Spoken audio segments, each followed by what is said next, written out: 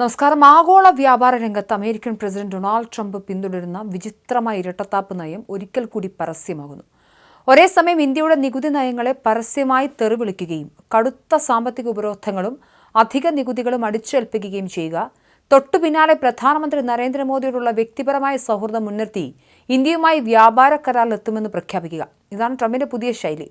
ഭീഷണിയും സൗഹൃദം ഒരേ സമയം ആയുധമൊക്കുന്ന ട്രംപിന്റെ ഈ തന്ത്രം അന്താരാഷ്ട്ര തലത്തിൽ വലിയ നയതന്ത്ര ചർച്ചകൾക്കാണ് വഴി തുറക്കുന്നത്. അമേരിക്കൻ ഉൽപ്പന്നങ്ങൾക്ക് ഇന്ത്യ വൻതോതിൽ നികുതി ചുമത്തി വർഷങ്ങളായി യുഎസിനെ ചൂഷണം ചെയ്യുകയായിരുന്നെന്നാണ് വൈറ്റ് ഹൌസിലെ ഓവൽ ഓഫീസിൽ വെച്ച് ട്രംപ് മാധ്യമങ്ങളോട് ആവർത്തിച്ചത്. അവർ നമുക്കുമേൽ വൻ നികുതി ചുമത്തി, പകരം ഒന്നും തന്നതുമില്ല. എന്നാൽ ഇപ്പോൾ കാര്യങ്ങൾ നേരെ തിരിച്ചാണ്. ഇന്ത്യയിൽ നിന്ന് നമ്മൾ ഒരുപാട് പണം ഉണ്ടാക്കുന്നുണ്ടെന്നും ട്രംപ് പറഞ്ഞു.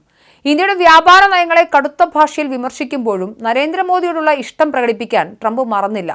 നമ്മൾ കരാറിലെത്തും, കാരണം നിങ്ങളുടെ പ്രധാനമന്ത്രി എനിക്ക് ഒരുപാട് ഇഷ്ടമാണ്, അദ്ദേഹം എൻ്റെ നല്ലൊരു സുഹൃത്താണ്, ഞങ്ങൾ തമ്മിൽ നല്ല കെട്ടുറപ്പിലാണെന്നും ട്രംപ് പറഞ്ഞിരുന്നു. ട്രംപ് ഭരണകൂടം ഇന്ത്യക്ക് മേൽ പുതിയ നികുതി ഭാരം അടിച്ചേൽപ്പിക്കാൻ ഒരുങ്ങുന്നതിനിടെയാണ് ഈ പരസ്യ പ്രതികരണം എന്നതും ശ്രദ്ധേയമാണ്. നിർബന്ധിത തൊഴിൽ ചൂഷണം തടയുന്നതിൽ പരാജയപ്പെട്ടു എന്നാരോപിച്ച് ഇന്ത്യ ഉൾപ്പെടെയുള്ള രാജ്യങ്ങളിൽ നിന്നുള്ള ഇറക്കുമതിക്ക് 12.5% അധിക നികുതി ചുമത്താനാണ് US ട്രേഡ് ഡിപ്പാർട്ട്മെന്റിന്റെ പുതിയ ശുപാർശ. അമേരിക്കൻ പ്രതിനിധി സംഘം ഡൽഹിയിൽ താൽക്കാലിക വ്യാപാര കരാറിനായുള്ള ചർച്ചകൾ നടത്തുന്ന വേളയിൽ തന്നെയാണ് പുറകിൽ നിന്നുള്ള ഈ പുതിയ നികുതി പ്രഹരം എന്നത് ഇന്ത്യയെ അമ്പരപ്പിച്ചിട്ടുണ്ട്.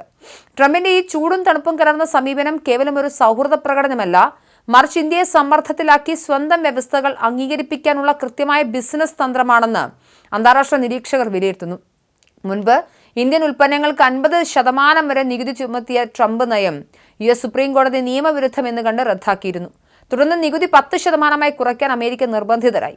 ഇതിന് പകരമായി ഊർജം, വിമാനങ്ങൾ, സാങ്കേതികവിദ്യ, കാർഷിക ഉൽപ്പന്നങ്ങൾ എന്നിവയുൾപ്പെടെ $500 കോടി അമേരിക്കൻ ഉൽപ്പന്നങ്ങൾ വാങ്ങാമെന്ന് ഇന്ത്യക്ക് സമ്മതിക്കേണ്ടിയും വന്നിരുന്നു.